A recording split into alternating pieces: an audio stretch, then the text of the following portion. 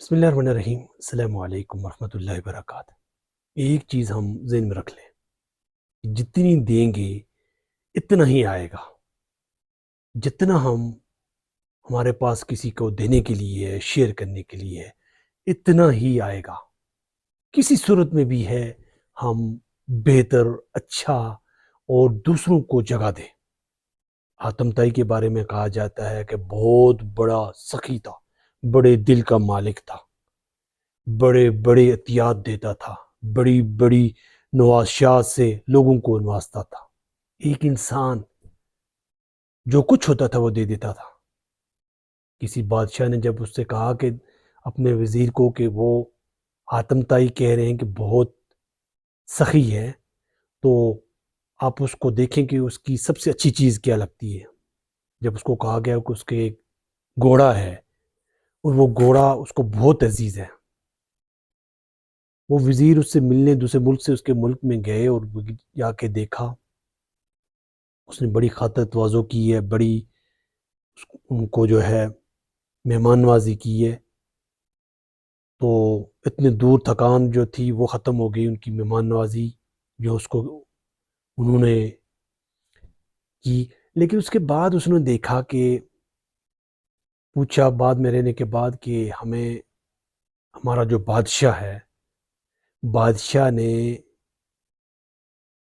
جو آپ کا گھوڑا آپ کو بہت پیارا ہے وہ مانگا ہے۔ تو وہ افسوس کرنے لگا کہ آپ جب رات آئے تھے تو پہلے آتے ہوئے مجھے بتانا تھا، بارش تھی، بہت جانور کہیں اور تھے، تو وہی جو جانور آپ کہہ رہے ہیں تو وہ میں نے ذبح کر دیا، وہی آپ نے کھایا ہے، وہی ہم نے کھایا ہے، مجھے عزیز تھا تو سب کچھ دے دیا۔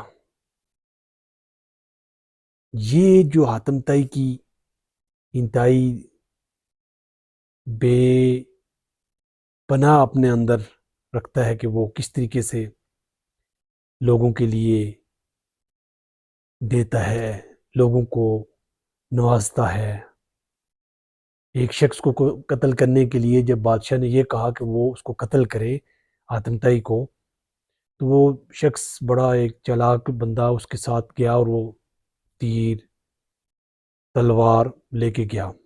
جب اس کے ملک میں جاتا ہے، حاتم طائی کے ملک میں، تو وہاں پہ وہ پھر اس کو ملتا ہے ایک شخص جو اس کو اپنے گھر لے کے جاتا ہے، بڑی خاطر مدارت کرتا ہے، بڑی تواضع کرتا ہے، مہمان نوازی کرتا ہے، ایک دو دن کافی دن ہو گئے اس کو جانے نہیں دیتا، اور اس کے بعد پھر وہ کہتے ہیں، جب کہتے ہیں اس کی خدمت ہوتی ہے، اس کے بعد وہ کہتے ہیں کہ راز میں ایک بات ہے، مجھے ایک کام سے آیا تھا، وہ کام کرنا ہے۔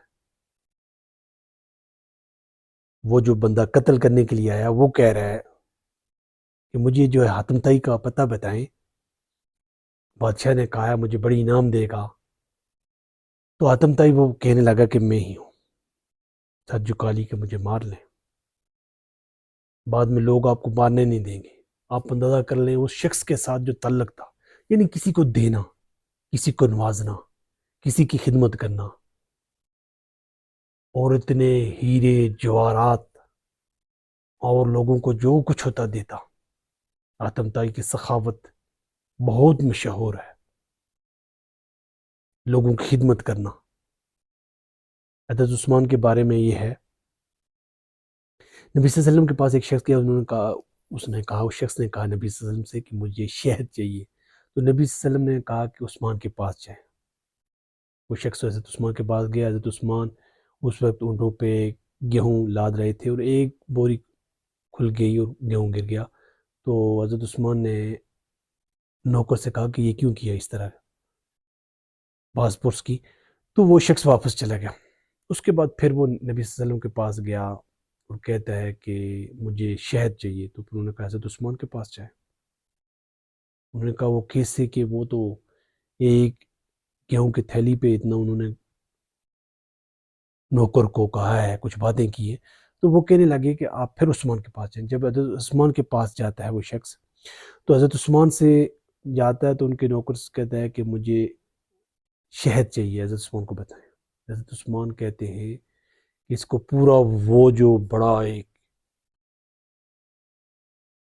منو کے حساب سے ہے وہ دے دو اس کو، لیکن وہ شخص کمزور ہے, اٹھا نہیں سکتا, برتن نہیں لایا, تو پھر اس کو کہتے ہیں حضرت عثمان کس کو اونٹ پہ لاد کے دے دیں, تو وہ اونٹ پہ لاد کے چلا گیا.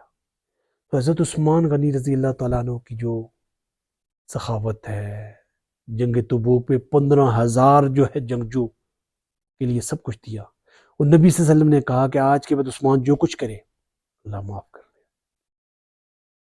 تو ہمیں دیکھنا چاہیے کہ ہم قوم پہ کھڑے ہیں, کیا کر رہے ہیں, کیا کرنا چاہیے, کتنا لوگوں کو دے رہے ہیں. ہمارے پاس بھی وقت تھوڑا ہے, ہمت کریں, کوشش کریں, اپنی صلاحیتیں لگائیں, اور بہتر سے بہترین کی طرف کیسے جا سکتے ہیں. زندگی ایک موقع ہے, کیسے کام کریں.